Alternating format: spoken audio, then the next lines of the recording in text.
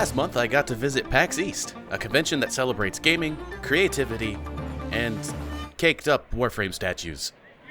But I had a blast talking to other developers and playing some of their upcoming games, and I want to share some of the games I got to try. Keep in mind, even though I'll be sharing my thoughts on these games, I'm not reviewing them in the traditional sense, as all I really got to play was anywhere between 5 to 10 minutes of a demo. That being said, each game I talk about in this video still gets a recommendation from me. Also, I'm going to bounce between talking about the games I got to play and my adventures at the convention. I am really bad at remembering to take videos when I'm at conventions like this, so I'll be filling in the blanks with poorly drawn MS Paint doodles and barely functioning Blender models. You and I, we're going to pretend these are high-class works of art. Okay? Okay, let's begin. Once we arrived, we didn't go to the main convention floor right away. There was one stop we had to make first. Xalavier Nelson, owner of Strange Scaffold, the publishing company behind I Am Your Beast, El Paso Elsewhere, and Space Warlord Baby Trading Simulator, yes, that's a real game, is hosting the opening Keynotes panel. Strange Scaffold is a big inspiration for me, so I wasn't about to miss this. Xalavier was also giving away little alien baby figurines during the convention to promote Space Warlord Baby Trading Simulator. I made it my mission to track him down at the convention and ask him for his babies. Wait, I could have phrased that better. The talk was wonderful. Xalavier spoke about his history with making games, how he had to ask his mom if he could fake his age on the internet to start making video game reviews, and how there's no better time to start making things with your own two hands than right now. This talk resonated with me a lot. Game development in the AAA space is getting hammered with mass layoffs, the tech giants are gambling everything they have on AI, and there's hostility everywhere you look. But that doesn't mean your creative output has to stop. Live and make something beautiful. And I swear to God, if you use generative AI, I will personally revoke your kneecap privileges. After the opening keynotes, we made our way to the showroom floor. One of the first games that caught my eye was simply titled Murdeer, where you play as a deer that murders things. I love indie games. The booth was manned by like 3 guys who were all developers for the game. It was nice to talk shop with them about the development of the game for a bit before I sat down to play, though we couldn't do that for too long because, like everyone else running a booth here, they are in marketing mode. Murdeer is a crunchy, high-speed boomer shooter where you play as a deer that is currently trying to escape a research facility. And by trying to escape, I mean gunning down everyone in your path and skewering the survivors on your antlers to wear around like a trophy. I really love indie games. The game doesn't take itself too seriously, which tracks because the studio behind it is named Swiftstack Studios. I see what you did there. And from what I played, it controls really well. My one complaint from the short time I had with the game is the enemies kinda just walk at you. It's the classic example of enemy AI being just a little too simple, so the dominant strategy ends up being to just backpedal and circle strafe until your target dies. I hope the full release addresses this with different enemy types or some kind of pathfinding overhaul. But yeah, if the idea of playing as a deer with a gun and an endless pit of rage interests you, give Murdeer a shot when it comes out.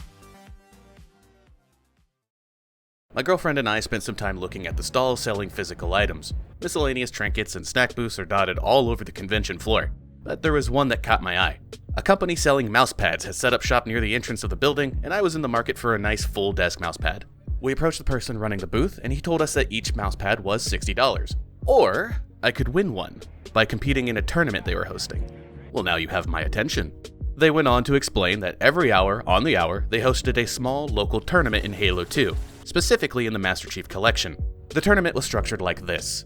There are no sign-up sheets, it's first come, first serve. The game is Halo 2, it's a 3-person free-for-all King of the Hill match, and the winner of that match gets to stay in. You have to win 3 matches in a row to win a free mousepad.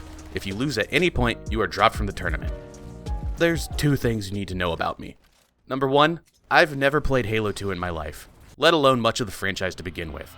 I think I've maybe played 30 minutes of Reach at a friend's house one day. And number 2, I am consistently high-ranking in first-person shooters. So when I was told there was no sign-up sheet and that the next tournament starts in 10 minutes, I locked in harder than I've ever locked before. It was a slaughter. For them, not for me. I won pretty handedly. To be honest, I don't think the dude running the tournament expected someone to come in and do a clean sweep on their first try. While we were playing, a crowd of people looking to join in started to form, and on the last round I heard the booth attendant say, "It's still anyone's game," while I had a 70-point lead with 1 minute left on the clock. Everyone showed good sportsmanship though. We shook hands and had a small chat about our experience with Halo. One of the players asked me, "How long have you been playing Halo?" To which I responded, 20 minutes. I think he got mad at me for that. I know this sounds like a "and then everybody claps" story, but check this out. Behold! My spoils of war! Back on the show floor, the next game I got to play was Gnaw, a 2D Metroidvania where you play as a little dinosaur named Rip who wears a pork pie hat. It's not a fedora, the game goes out of its way to tell you this. The game controls great and the art style is so good. I don't typically like saying this game is like X with Y, but Metroidvanias aren't something I spend a lot of time with, so I'm gonna say this anyway. This game is like Hollow Knight with the silliness meter set to 80%. The humor is delightfully cartoonish, almost in a literal sense where it felt like a Saturday morning cartoon. I knew I was in for a good time when I got a button prompt telling me to press L2 to scoot. Playing a Metroidvania within the context of a convention has an unfortunate side effect. What I played felt good, but pretty bare bones. Thankfully, I can say with confidence that this will be fixed with the full release of the game simply because of the nature of the genre. Gnaw has a demo on Steam you can try, so I'll link it in the description. I highly recommend you check it out.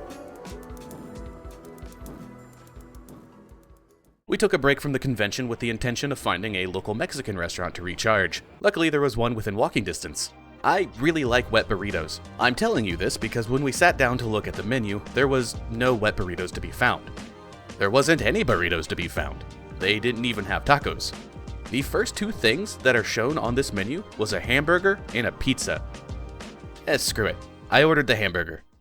What I did not expect was that this hamburger was about to be the single best hamburger I've ever tasted in my life.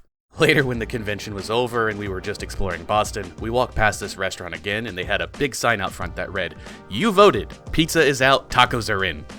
So I guess I wasn't the only person confused. I then got to try Fading Echo.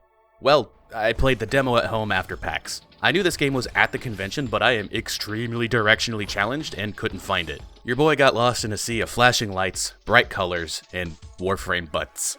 Fading Echo is a third-person action platformer where you get to transform into this little ball of liquid. I say liquid instead of water because the material you're made of changes depending on what other liquidy material you've touched last. For example, touching lava turns you into steam, which lets you float in the air for long distances. The whole game is built around the idea of using elements from nature to help you with platforming and combat. Throw an enemy into lava and they start to burn. Throw that same enemy into acid, they take more damage from you. Throw a fire enemy into water and they solidify in place, allowing you to get some free hits in. Once you get going, this elemental system blends pretty seamlessly into itself. I do have one complaint. There are these audio logs in the game that require you to sit in place and listen to the dialogue. It even shows a circle around the audio log for its max play distance, and if you get close to the edge, the audio starts to crackle out. Don't doubt it. You are. That is a nice touch. However, I want to play your platforming game, not sit and listen to someone talk to me. Asking the player to listen to dialogue mid-combat is a recipe for disaster, since the player is going to be focusing all their attention towards not dying. Which is why I think it'd be better to have these audio logs placed at the start of somewhat long platforming sections. People can listen to audio and do some light platforming at the same time, no problem. I just don't like being forced to sit here in order to listen to your plot. Overall though, the game is a treat. If you like action platformers with fluid movement and combat, give Fading Echo a try. They got a demo on Steam too. Those are just a few of the games I got to play at PAX this year. There was so many cool experiences. Boiling them down to just 3 for this video feels like a crime. But if I had to showcase everything I played, this video wouldn't come out until next year's PAX, and I've got a schedule to keep. So I hope you enjoyed this video. It was a little experimental because I normally just talk about the things I'm working on. I do have something in the works right now, but it's going to take a lot more time than just a month to get to a playable state. All I can say right now, if you like movement shooters, join my Discord and you'll be the first group of people notified when playtesting is available. I do want to give you an update on my last video before I leave, which was about my participation in a game jam. The game I created was a 3D puzzle platformer where you record and play back your actions to solve puzzles. The voting period for the jam ended, and I actually got first place. This doesn't mean I won the game jam, as the voting period was just used to get the top 100 games from over 500 submissions.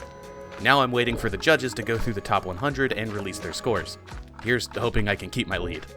Thank you for watching, subscribe for monthly game dev videos, and have a wonderful day. Also, I never got to ask Sally for his babies. I'm so mad!